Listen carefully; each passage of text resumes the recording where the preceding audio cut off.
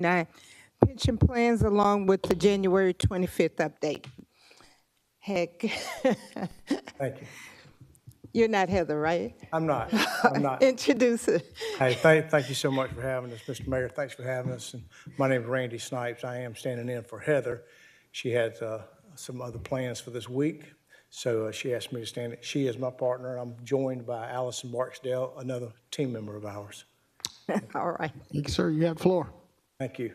So I'll abbreviate my commentary that I had planned and just Yeah. simply say, the fourth quarter was an interesting quarter, to say the least. We went into the fourth quarter with the Fed cutting rates. They cut twice toward the end of the third quarter and the first of the fourth quarter, created a little volatility. We saw the 10-year drop to about 3.8, and we got a lot of tailwind from that, both on the bond market and the equity side. Did see the 10-year jump back up to 4.4. Bond market hates that. The bond market hates rising interest rates, so bonds didn't treat us too well. I had the election in November, and that was interesting. November was a really good time in the market. December, we gave it all back. So the fourth quarter was interesting. As it turns out, when you look at the stock market, there were really four sectors that had a good fourth quarter. Consumer discretionary, communication services, financials, and information technology all had a really good fourth quarter. Consumer discretionary was up 14%, communication services up 9%, financials up 7%, and tech up almost 5%. Everything else had a terrible fourth quarter. Industrials down 2.5%, energy down 2.5%, consumer staples down 3%, utilities down 5%, real estate down 8%, healthcare down 10%, materials down 12%.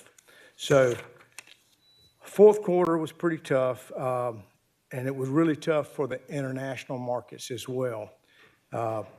Most regions around the country, emerging markets, and all had a really, really bad fourth quarter. Now, that being said, everything did well for the year, okay? So all those things that I mentioned, having a really tough quarter for the year, we had one of the best years we could ask for. Quite frankly, we've had 2 years running of 20-plus returns for the S&P 500. That's only happened 2 other times. So history tells us this year should be a pretty decent year. We got a lot of good tailwinds from the economy. The Fed's probably going to cut once or twice, we think, unless things weaken substantially, then we should get a couple of rate cuts. International markets, again, international markets did well overall last year. Just a lot of things just had a tough fourth quarter, but we had a good year overall. So with that being said, let's turn and we'll do a quick review of the 1949 and 1945 plans. I'm looking on page 2 of the plan, just kind of a recap of what I just said. You can see a lot of these indexes on the left. What you'll see from that top part is growth areas. The growth areas of the market did very well in the fourth quarter. All the positives that you see there on quarter to date are growth indexes. Anything value related struggled. But again, to the right of that, you'll see every index had a magnificent year, just magnificent.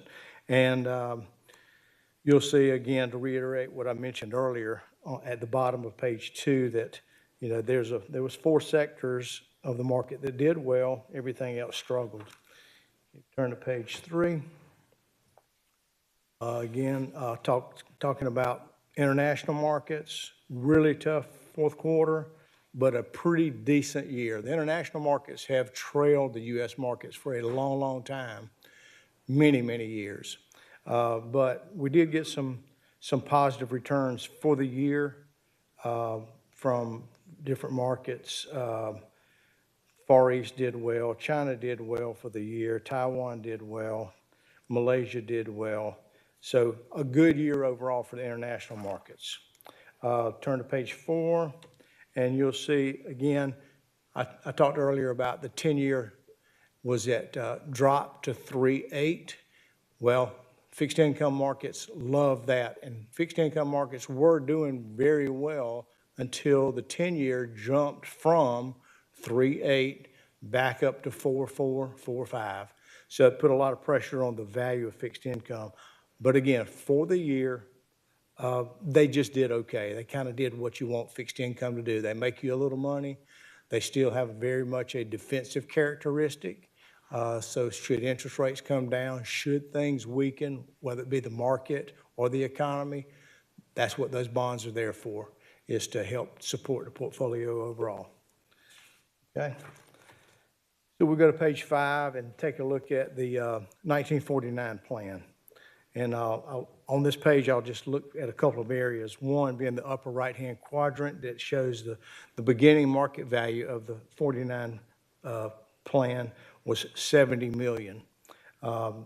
You did take distributions from that plan of about $2.3 million, but our investment gains were almost $10 million. So we did end the year at $77.8.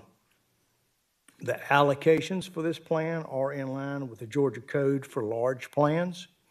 And I'd also mention that our monthly transfers to cover pension payouts are about $602,000 a month. Okay? If you flip to page 6, we'll take a look to see how our various managers did. We have NFJ as a large cap value manager. Remember what I said earlier, growth had a great fourth quarter. Value struggled, and NFJ was no exception to that, down almost 5% in the fourth quarter. But for the year, large cap value, NFJ did 5.67, trailed its benchmark. So as we move on to Atlanta, that's Atlanta Sosnoff, that's a large cap core manager. That's a growth manager, up 4.3% in the fourth quarter, but up 28% for the year. And look to the right, you'll see that they did 28% for the year. And they've outperformed their benchmark. MDT All Cap Core, another growth manager, up 4.76 for the quarter and 29.28 for the year. Outperformed its benchmark. International, Lazard International Equity, down 9% in the fourth quarter. But for the year, up just under 4%. And it also outperformed its benchmark, or at least met it. Thornburg International, again, international, down 6.8 for the fourth quarter, up 13 for the year, and did outperform its benchmark. Turn over to page 7, fixed income. Again, that 10-year jumped up from 3.8 to 4.4, 4.5, and fixed income for the fourth quarter was down 2.7, but positive for the year and did outperform its benchmark. All right, the next one, it says total return minus the cash. So the whole plan, on average in the fourth quarter, was down 0.74%, but for the year had another great year, up 14.7%. So a really good year for the plan. And if you factor in the cash in there, up 14.67 for the year. Okay. Page 8 just shows the history of the plan going back to 87 and the value and the distributions on the right. Okay. Whoops, I'm sorry. Page 9 shows you that we're off to a really good start this year. That's updated values through January the 31st, and returns on the right through the first month. So off to a really good start for this year. Okay. Page 10, we'll take a look at the 1945 plan. Again, in the upper right-hand quadrant, the 45 plan started the year out at 4.9 million, had distributions of 50,000, but had earnings of 593,000 to end the year at 5,472,000. This portfolio does not have any international exposure, and that's because small plans do not allow for international exposure. But the plan asset allocation is in line with the Georgia Code, which caps total equity exposure at 55%. The monthly transfers to cover pension benefit payments are $67,000 a month. Okay. Flipping over to page 11, again, just a recap of those same funds. NFJ, a little underperformance, but positive for the year. Atlanta Sosnoff, good fourth quarter, great year. MDT All Cap Core, good fourth quarter, great year.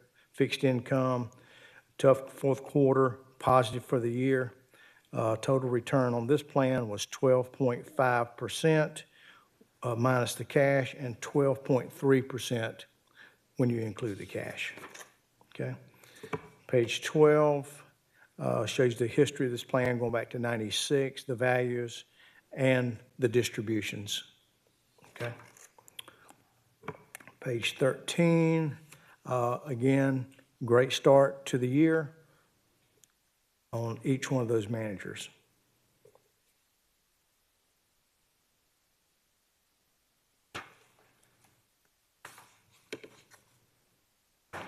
Page 14 just gives you a little recap of the managers that we've got on a quarter to date basis, and fourth quarter, year to date, 1, 3, 5, and 10-year performance. So you got some really good managers who've done you a good job, and we've had a good market. So that concludes my presentation on that. If I have any questions. Yeah, let's go back to page 12. I just got hopefully an easy question. Yep. Hopefully an easy one. Looking back at 2024 versus the previous years, it only shows net contributions around $50,000, where the other years have been hundreds of thousands of dollars. What's the reasoning for that? The 50,000 in the fourth quarter? I'm sorry. Yes. Did you find the distribution? The distribution, yeah. So if you look at 2023 versus 2024, all the previous years, the net contributions were in the hundreds of thousands, and then all of a sudden in 2024, we only had $50,000. I think, Mr. Mayor, what you're going to find when Heather comes back for the next quarter, I think there were some updates that came in after the quarter ended, and I think you'll see that being adjusted upwards to. Okay. Yeah. So that number will be I think there was adjusted. just some information that we didn't have to put in here. Gotcha. Okay. Yeah. Gotcha. Yeah, that should straighten itself out. Okay. Colleagues, you guys have any questions? Not? Do we need to entertain a motion to accept this as information without objection? Madam Clerk? Yes, sir. Are there any objections? Seeing or hearing none is accepted. Madam Clerk? Item number 2 is to receive as information the amount of 2.8% for COLA for the 1945 and 49 pension plan according to plan documents. Okay. Mr. Snipes, is that you? Yes, you, Tim? All right, sir, you have the floor. This is the annual COLA for the 45 and 49 pension plans. It's based on the CPI for the southern region. This has been adopted by the commission about 10 years ago to provide a standardized cost of living increase. And this will go into effect in the March 1st pension checks to the 45 and 49 pensioners. Thank you, Mrs. Scherer. Call for a motion to, is this received as information? It goes before the body, the governing body? No, sir, it's just for information. Just for information. All right, you got it. All right. Okay. Item 3 is to authorize application for determination for adopters of the modified, non-standardized pre-approved plan.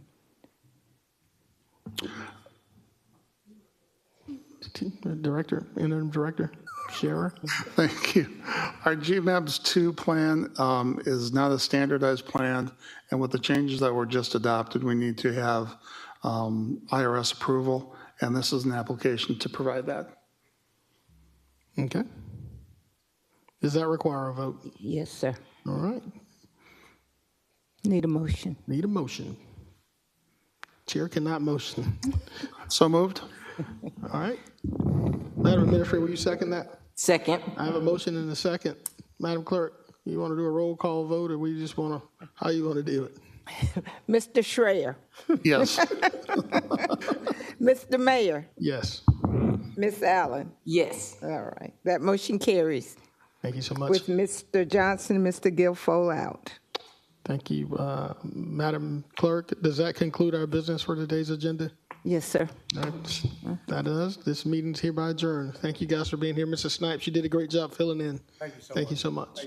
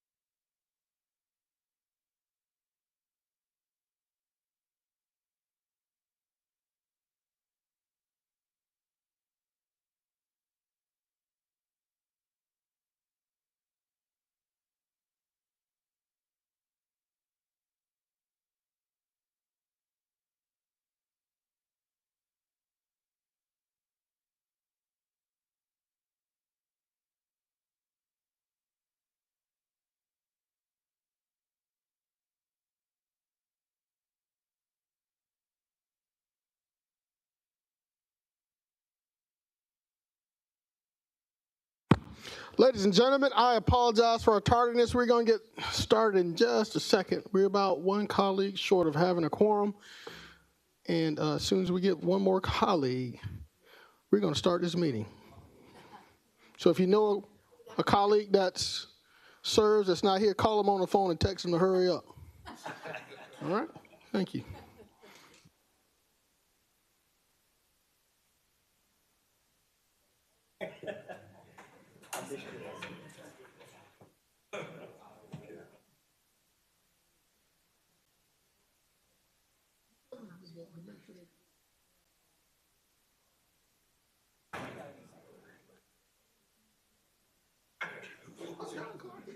I don't know, he had his laptop and he was going somewhere. I thought he was going next door.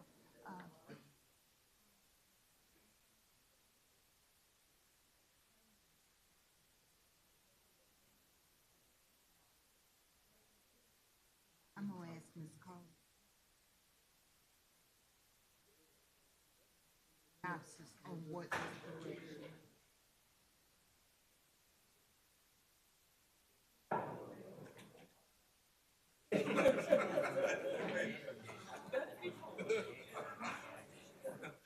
Because the telecom companies won't do it.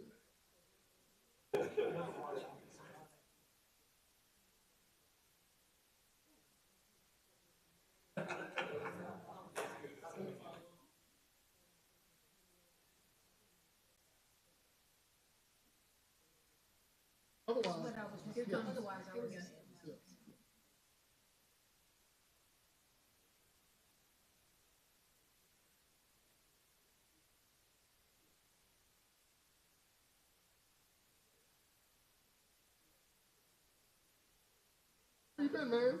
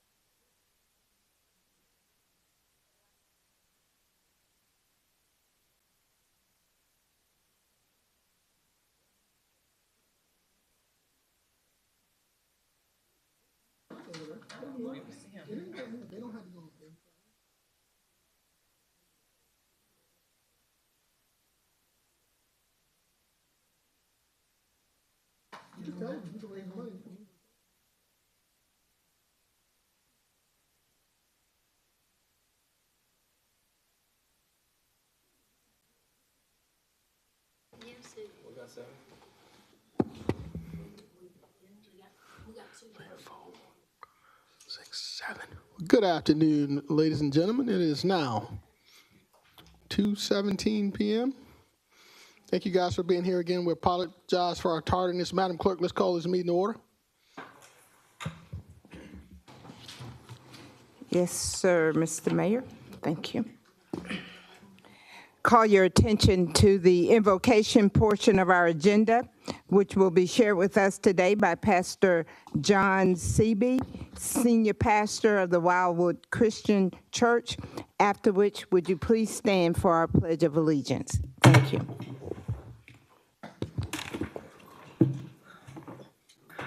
Thank you for the honor of being here today. I know some of you concerned whether you get a podium and a mic to a preacher, but you got a smile on today as I can only stand for so long. Let us pray. Most gracious Father, I ask you to pour out your blessings and grace upon all who are here today. When we are unsure of the direction, show us the way. When we are uncertain, give what to do, guide us. When we fail us, tell us what to say. When our words are uplifting and kind, with actions that honor people, the people we serve, and most of all honors God. May we remember the words in Hosea 6:6, I desire mercy, not sacrifice. Words so important that Jesus quoted it twice in the New Testament, added the words, go and learn what this means. Give them the grace to face the issues before them and the wisdom in their decisions. And to all here, may we act justly, love mercy, and walk humbly with God. In the name of Jesus Christ, I pray. Amen.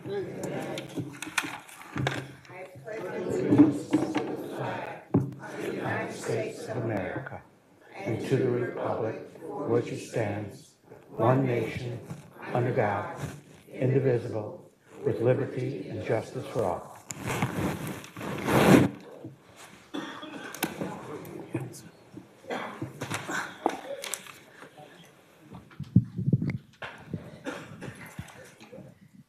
Reverend Seavey.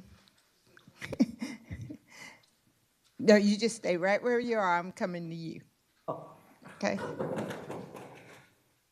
Thank you so much for taking the time to come and pray for us. Jesus often encouraged us to pray for those that are in authority, for those that govern you. And thank you for taking time to come and pray on our behalf. Thank you. By these presents be it known that Pastor John Seavey, senior pastor of the Wildwood Christian Church, is the chaplain of the day. May his spiritual guidance and civic leadership serves as an example for all citizens of Augusta, given under my hand this 18th day of February, 2025, Garnett L. Johnson, Mayor.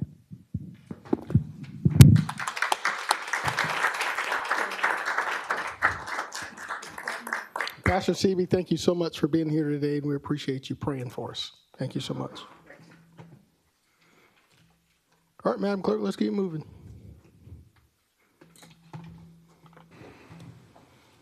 Next, recognitions.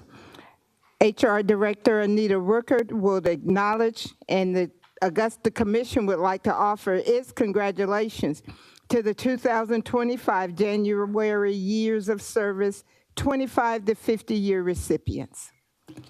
Good afternoon, Mayor Johnson, Commissioners, Madam Administrator. We are very excited today to recognize our January Years of Service recipients. For the month of January, we had 26 employees celebrating 5 to 50 years of service with Augusta. This afternoon, would like to recognize our 25 to 50 years of service recipients. For the month of January, the total years of service and institutional knowledge being celebrated today is 420 years. Yes.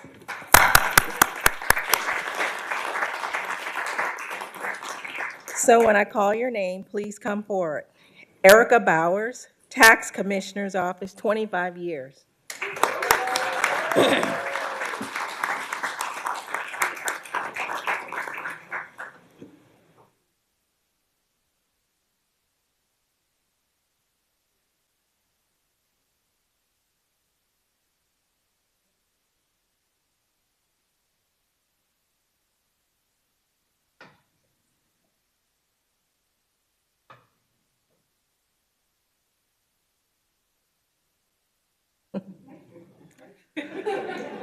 Russell Schaefer, Sheriff's Office, 25 years. Dennis Herring, Utilities, 30 years.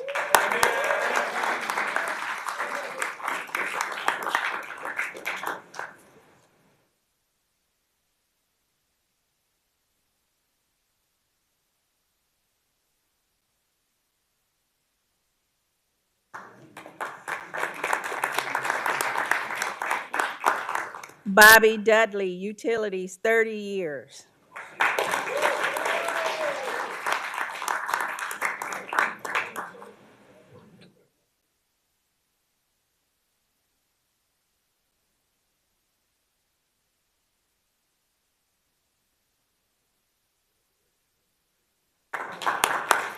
Susan Pogue, Utilities, 30 years.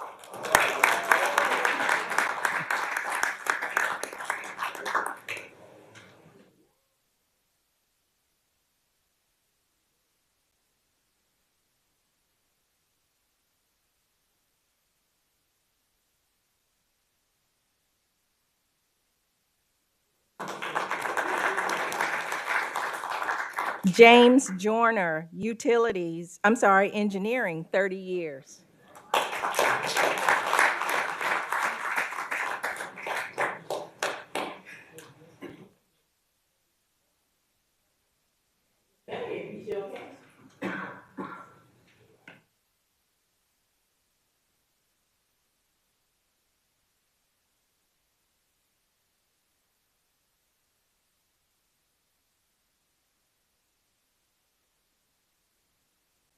Marcel Harris, the airport, 35 years. Finally, Mark Bowell, engineering, 40 years of service.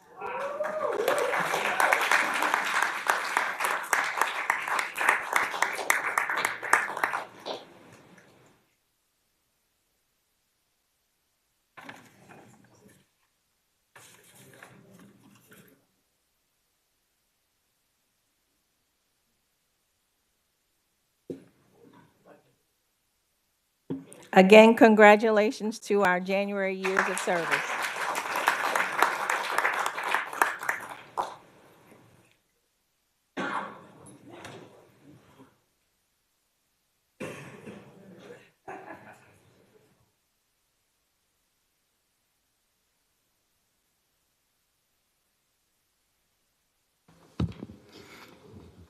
Ladies and gentlemen, let's give another round of applause for our reward certificates participants.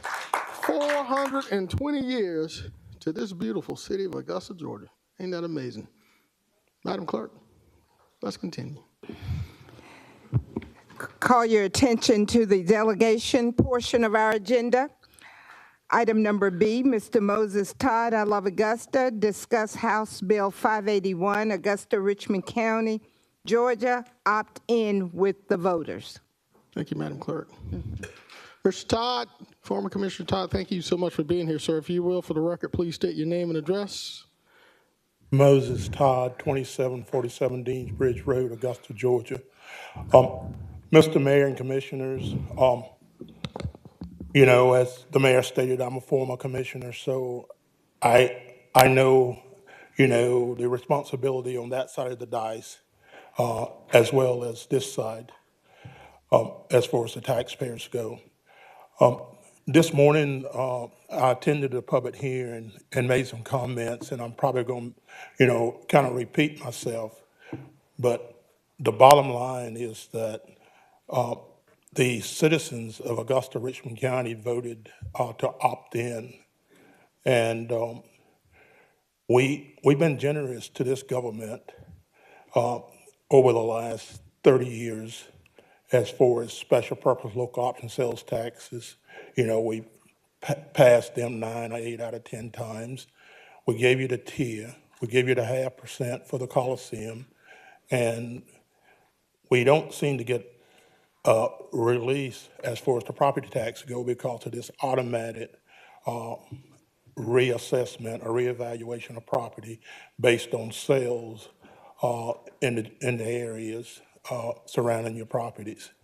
And I understand and appreciate the rollbacks that we've received, but the Georgia General Assembly's intent for this House Bill 581 was to give release to the homesteaders of the state. That's not the commercial or commerce. That's not businesses. That's individual homesteaders. And and the voters voted for this constitutional amendment, 62%, which I would consider a mandate. And so I understand the need of my local government to have revenues to operate Augusta, Richmond County. And I also understand that to just do cuts won't do it alone because some of the areas that some individuals talk about cutting is special purpose local option sales tax funds, and that we don't commingle them or can't commingle them. And there's certain things we can't do with those funds that we can do with general funds. I get that. I understand it's a very difficult decision for you to make, but I request a call upon you to not take this away from the voters, to give us our floss now, and if we need to look for revenue sources, I think the General Assembly several years ago gave us an option after they took the manufacturing tax from us to do an energy tax.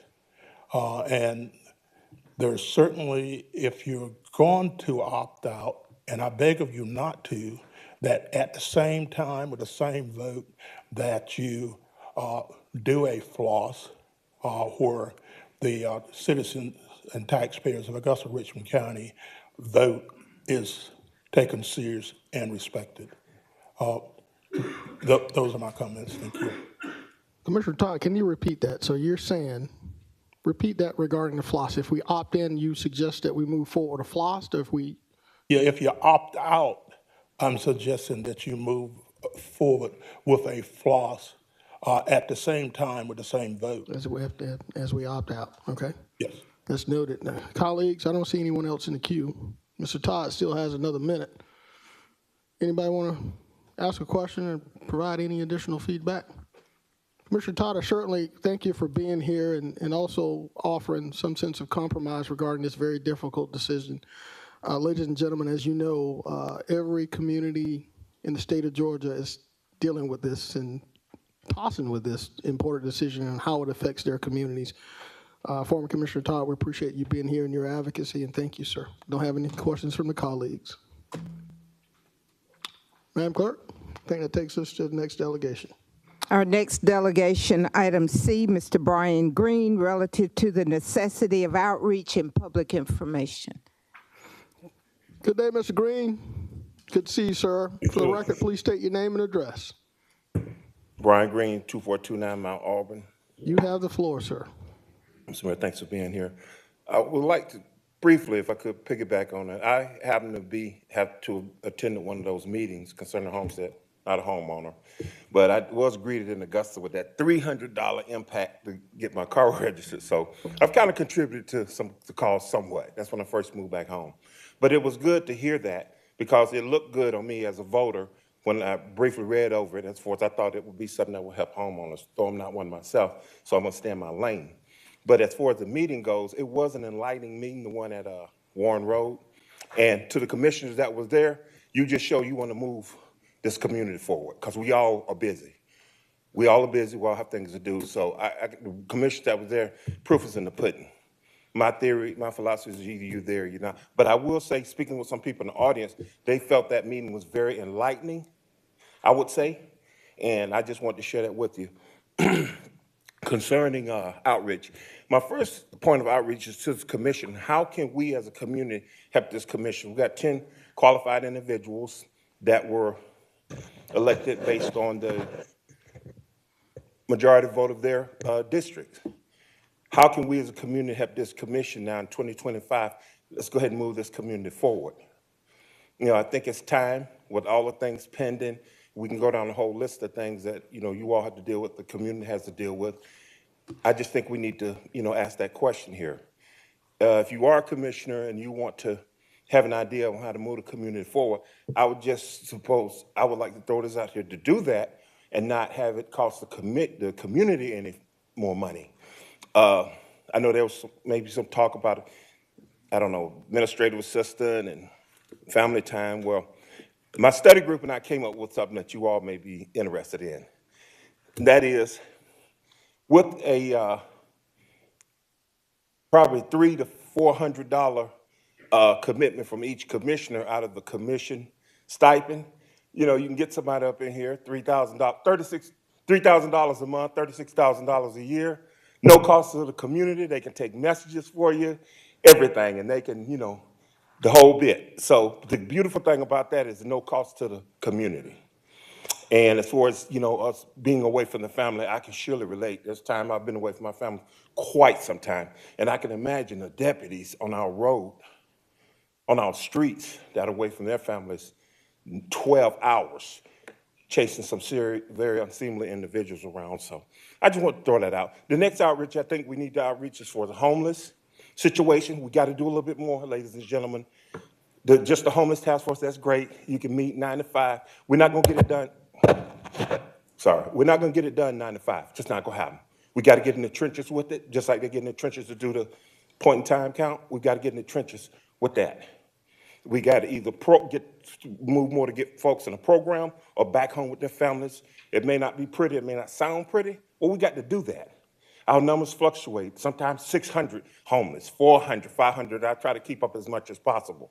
That's too many. One is too many. But we can certainly rein in, and I know none of the homeless have IDs, none of them have family. They're the last ones, but, you know, to hear them say it. And Mr. Mayor, may I ask, what's my time left? Yes, sir, you have a minute and a half. Okay. Minute and a half. I had an incident with the homeless guy. He didn't like the sound. I was getting ready to educate him that, you know, we as citizens, we've been advised to tell that guy, hey, we got to go through Goodwill or something. We can't give money to you, something like that. He didn't like the sound of that. Even though I offered him a ride to the shelter, he got very, you know, hostile, scared me to death. I was like, whoa. But his whole thing was money. And we'll mention, some of you in South Augusta, you got a guy with 2 false legs. He puts it out there, supposed in the street, that he may pull down $300 a month, a day. 40 seconds. Soliciting.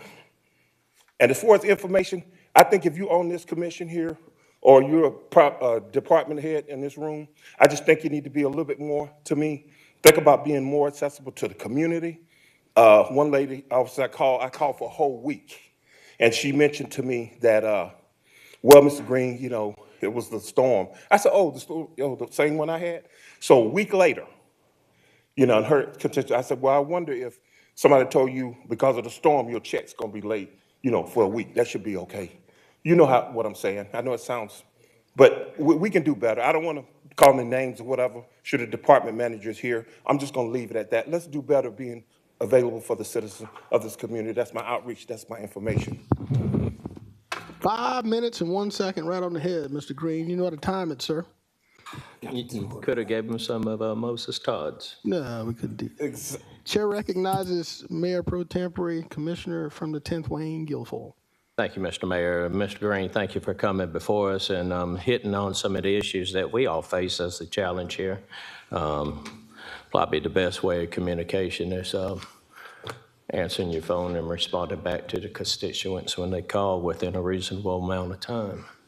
But when it comes to these panhandlers, I know that as far as the homeless, I know some want to be homeless, and it's actually every year it seems like we getting more and more. But when it comes to panhandlers, I've always looked at it as organized crime, basically, because if you look at any Bobby Jones from Winter Spring to Gordon Highway to Wrightsboro Road, all the trash that builds up, everybody has a shopping cart.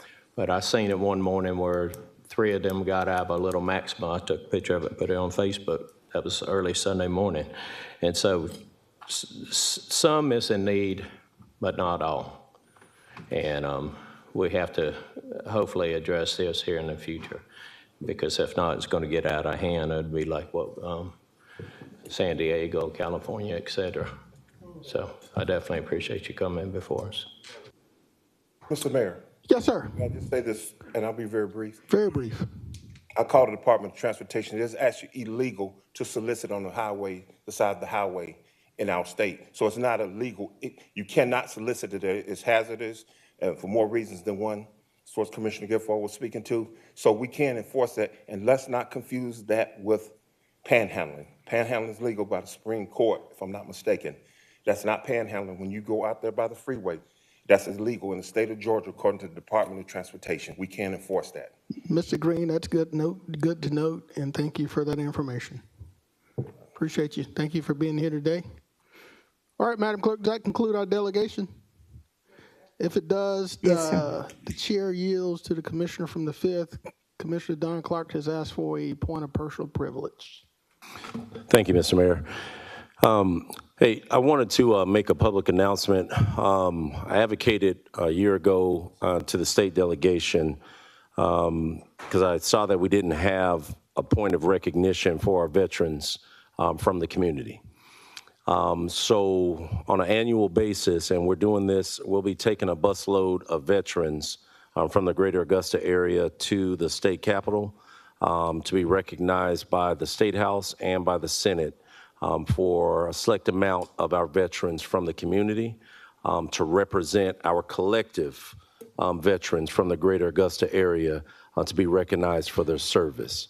Again, this is something that we want to do and continue doing each and every year as we celebrate and recognize Greater Augusta Day and other communities recognized for different reasons. I felt it appropriate and absolutely overdue for ensuring that we represent the men and women that have boldly and honorably served their country. So I wanted to make sure that everyone understood that we'll be doing this every year. We only had enough for 55, many more veterans in the area. But I wanted you all to know, for those that are in attendance that are veterans, if you could kind of please stand to be recognized so that we can thank you in advance for your service as well.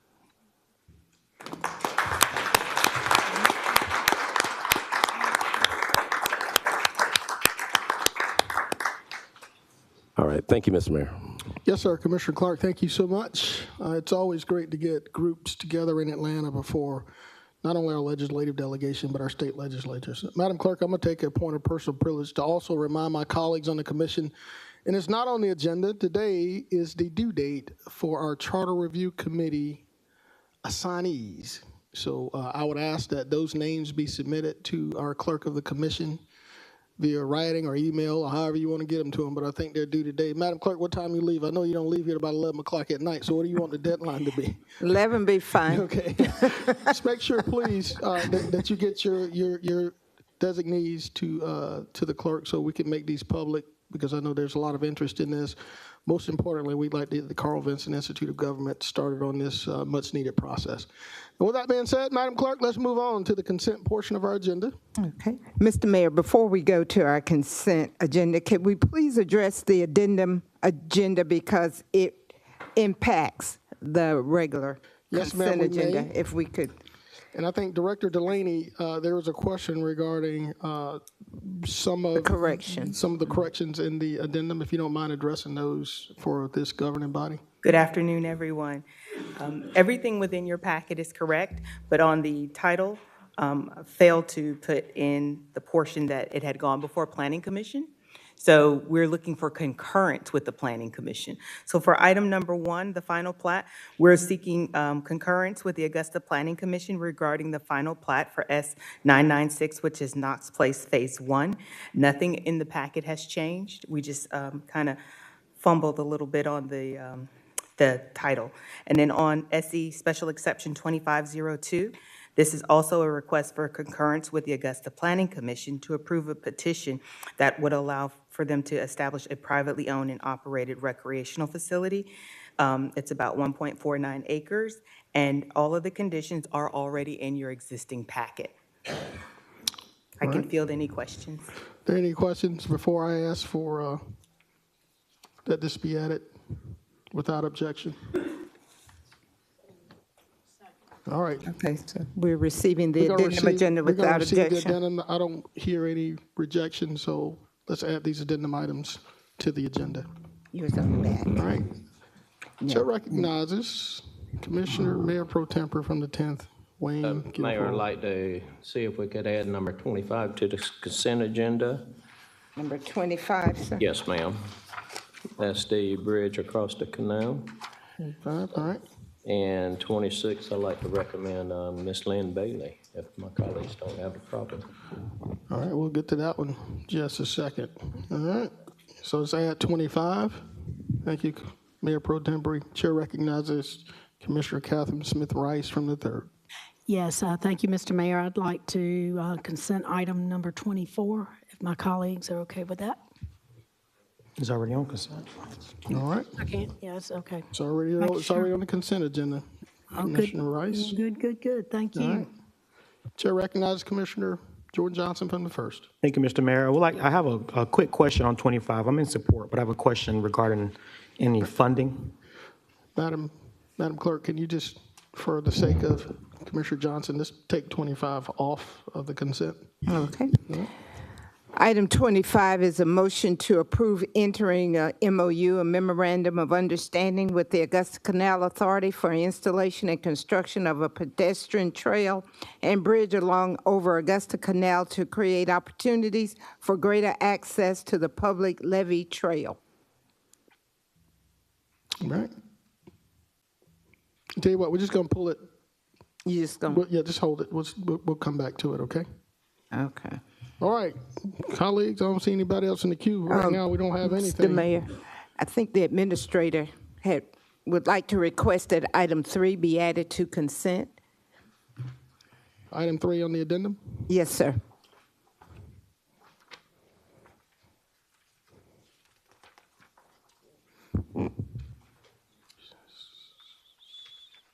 Okay.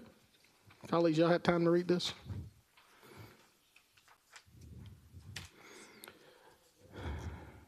Madam Clerk, for the record, can you read it in for us and so the public can be aware of what we're doing here? Sure. Thank you. Item number 3 is a motion to approve an agreement with Current Edge Solutions LLC for removal of loose wire telecommunication debris from Augusta streets and right-of-ways as a result of the Hurricane Helene.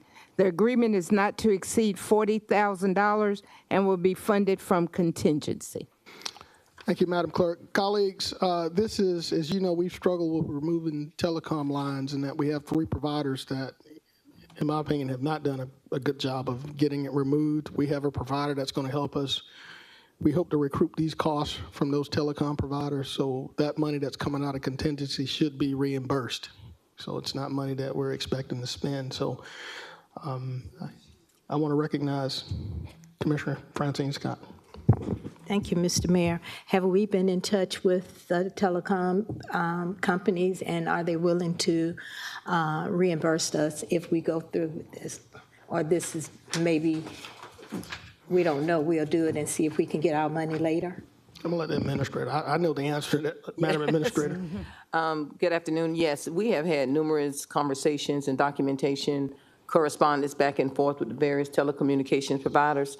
The problem is, as the mayor stated, that a number of the debris, as you know, we are trying to wrap that up, and a number of the debris can't not be removed due to the fact that these lines are, preventing it from, because according to the contract, Series cannot touch anything where there's a respective line or telecommunications cabling, anything like that. So as it relates to reimbursement, we have notified the telecom providers that we will be looking for reimbursement, but unfortunately, there is no respective guarantee that they will reimburse us. But we do know this is not FEMA reimbursable. Yeah.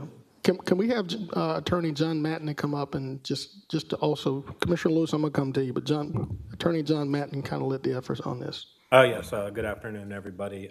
We've been in contact with all the utilities providers. I think there's 4 here locally in Augusta, and have put them on notice, and we have a very specific plan for removal of these wires. We're going to contract with Current Edge Solutions. They're going to provide 2 retired linemen who are going to navigate or travel the county and document what they find. If they're able to identify whose wires they are, they will document that as well. We're going to secure the wires in a safe location. And at the end, when we're completed, we'll send our reimbursements to the telecommunications or utilities providers for reimbursement. They're aware of the plan and do not believe anyone's objected to it. They're continuing to do their own due diligence and efforts to try and remove the wires, but as the mayor said, the removal of the debris is winding down. We need to get this done. And they are, right now, their wires still in the debris and our right-of-ways and roads. We need to get those removed. Yeah, and as you can imagine, it's a struggle, and you see piles on the road that have wires that are in them. The debris companies won't touch them because of the wires. So in order for us to pick up the debris, we have to remove the wires. Commissioner Lewis, you're out of the queue, sir. Is there anything you'd like to add? You good? All right. So we're going to ask that this be added to the consent agenda. Is there any objection to adding this item to the consent agenda? Commissioner Johnson from the first. Yes, sir. I don't have any objection to that, but I want to just really hit that this reimbursement is super important. I don't know how we plan to get reimbursed for this, but I know contingency is I don't want to say struggling, but it's a concern, right? So getting the money back is going to be paramount. So I know we're saying that it should be or that it, there's no guarantee, but I would like a little bit more just reassurance that when we go after this money, that we're going to, we'll come up on the top end of it. No, I know you can't give me that reassurance right now, but just fight for us now. Yes, sir. We're going to make every effort to document every wire that we pick up, so it'll be easily identifiable whose wire it is. So the ability to seek reimbursement would be pretty easy, but I cannot guarantee it. No, sir. Okay.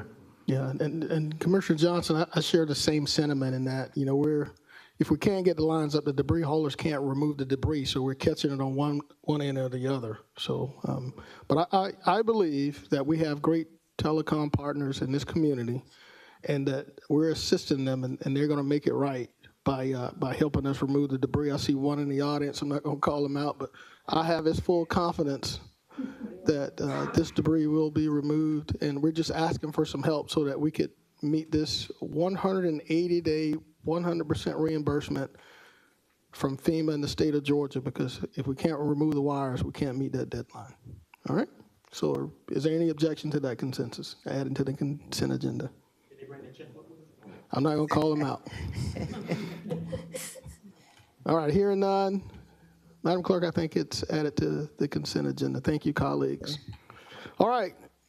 So you need to take a motion on your consent agenda? Let's come on, take a motion. It's items 1 through 24. And Yes, sir. Items 1 through 24 with the addition of item 25, 1 and 2, and number 3 on our addendum agenda. I think there was a question on 25, right? Commissioner Johnson asked a question on 25, so we're not Oh, adding he 25. wants that? Yes, sir. Okay. 25 is not it. And we also have Mr. Gamble here for item 25 as well, who's going to speak on behalf of the Canal Authority. Commissioner Clark, you're in the queue, sir. You have the floor. Okay. All right, guys, I need a motion. Motion to approve. Second. All right, there's a motion by Commissioner Johnson, second by Commissioner Smith-Rice. Madam Clerk, we're voting.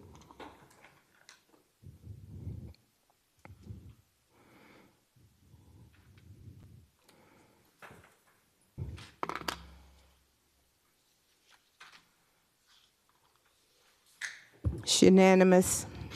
Thank you, Madam Clerk. Let's move on to item 25. Commissioner Johnson asked that it not be added. Item 25 is a motion to approve entering a memorandum of understanding with the Augusta Canal Authority for installation and construction of a pedestrian trail and bridge along over the Augusta Canal to create opportunities for greater access to public levee trail. All right, Commissioner Johnson, you have the floor, sir. Thank you, sir. I like Russ Gamble, so I won't even ask him to come to the podium. It's going to be real simple because you're my buddy. Just a quick question for administration. What financial commitment is Augusta entering into with this MOU, if any?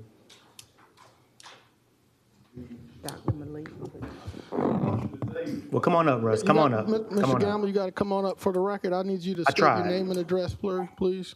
And you can even educate the constituents on where this pedestrian bridge is going to be located at. Be more than happy to. Russ Gamble, 1408 Glen Avenue, Augusta, Georgia, 30904. To answer your first question, the $500,000 has already been granted by the state legislature for this project. And it's just a matter of transferring it to the Canal Authority so we can start paying invoices that we've already incurred, such as the $12,500 for Cranston Engineering. We'll be the manager of the project. Commissioner, I'm not sure what your question I was asking, is there any financial commitment from the city of Augusta for the project? No, there is not. That's all I need to know. I'm good after that. Not. And by the way, to answer the mayor's question, the pedestrian bridge is going to be right below the I-20 bridge, and it'll start right between Costco and, Topgolf and Bass Pro Shop. And the next thing we've got on our agenda here is to actually purchase the easement or agree to the easement so we can start the trail. If there's any other questions, I'd be more than happy to answer them for y'all. I don't have any other questions. That was the only question.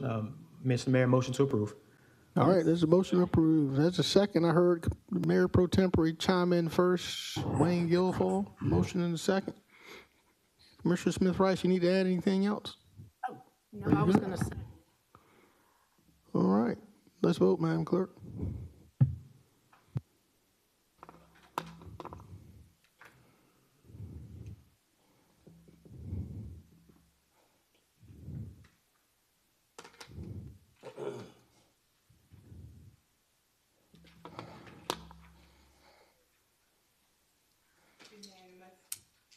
Thank you, ma'am. Let's move on down to item number 26, please. Item 26, consider the following recommendations from the Augusta Richmond County Legislative Delegation for chairperson of the Richmond County Board of Elections. Thank you, Madam Clerk. I see there's 3 names on here. I'm going to start out by acknowledging Mayor Pro Tempore Wayne Guilfoyle. Yes, sir. I'd like to recommend Lynn Bailey. I mean, she brings something to the table, being that she was the former Board of Elections Director for all these years. Second. So is that a motion, Mayor Pro Tempore, there's a motion for Ms. Lynn Bailey and a second by Commissioner Don Clark from the 5th. Commissioner Rice, you have the floor, madam. I was just going to support Mrs. Bailey too, but anyway, we already. Got a motion and a second. Madam Clerk, let's vote.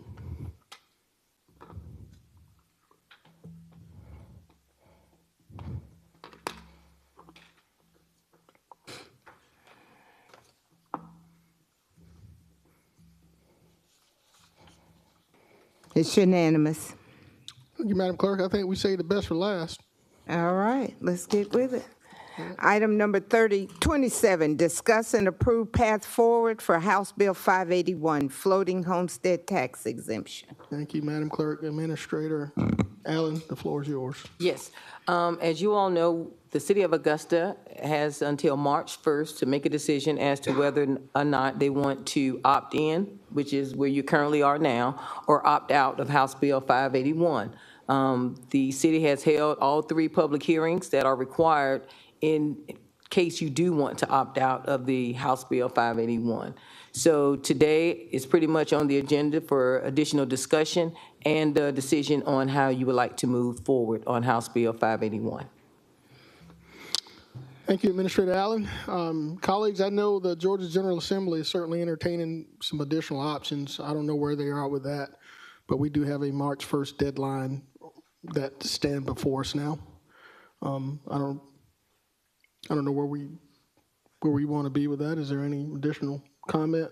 I know we had a public hearing here in these chambers earlier today, but I see Commissioner Clark from the 5th. The floor is yours, sir.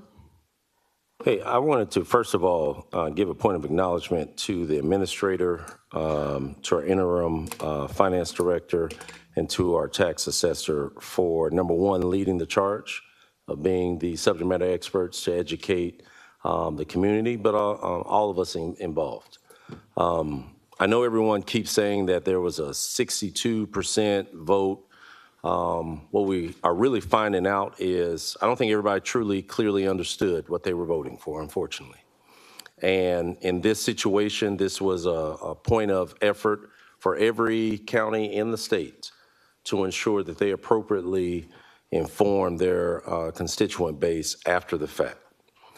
So we've done our due diligence in that effort. I do want to applaud again the staff for recording all of those sessions. For those of you that didn't make any of the 3 sessions that were conducted by Augusta Richmond County, I encourage you to educate and inform yourselves.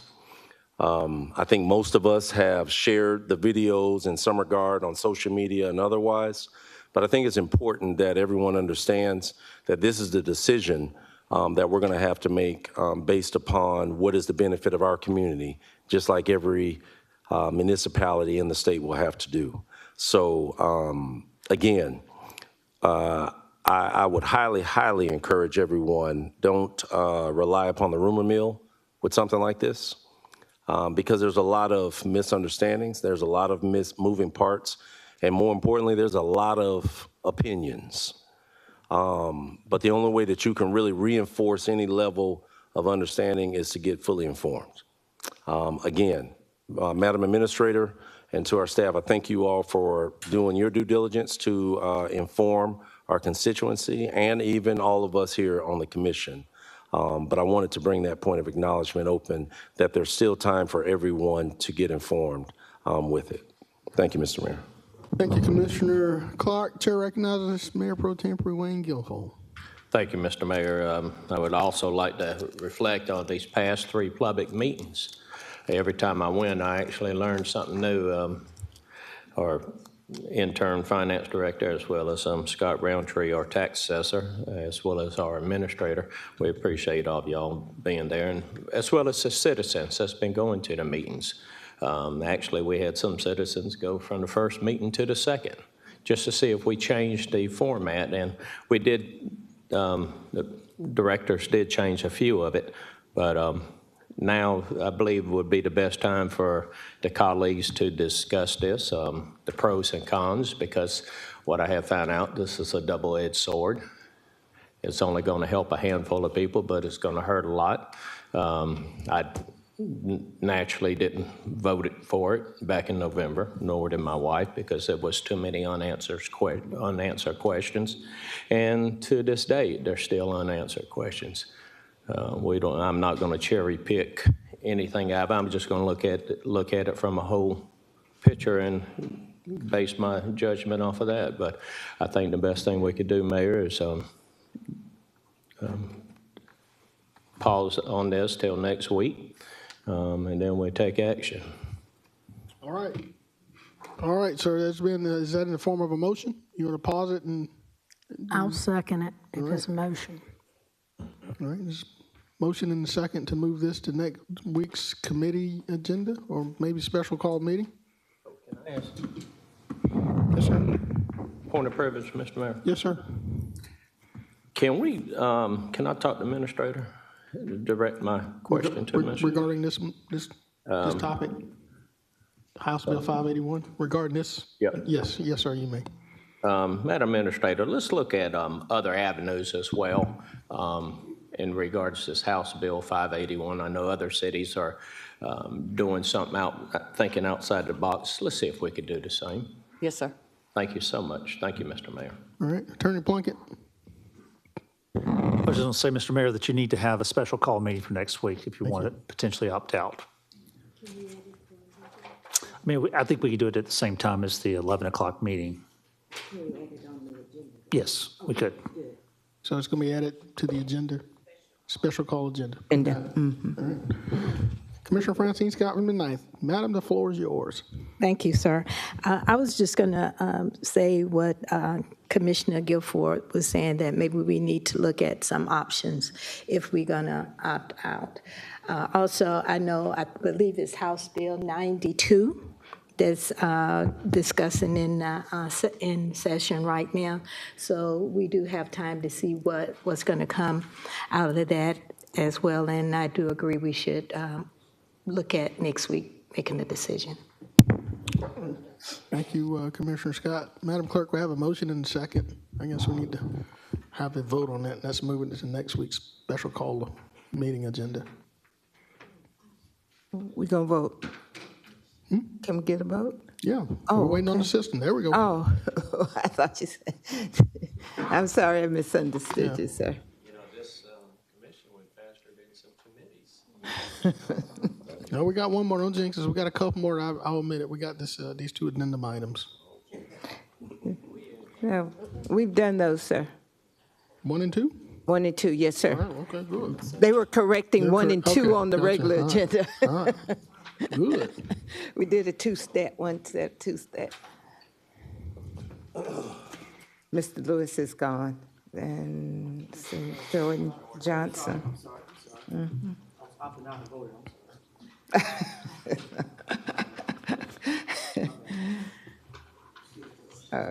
That motion carries with Mr. Lewis out. Thank you, Madam Clerk. If that concludes our business, ladies and gentlemen, thank you all for being here today. This meeting's now adjourned.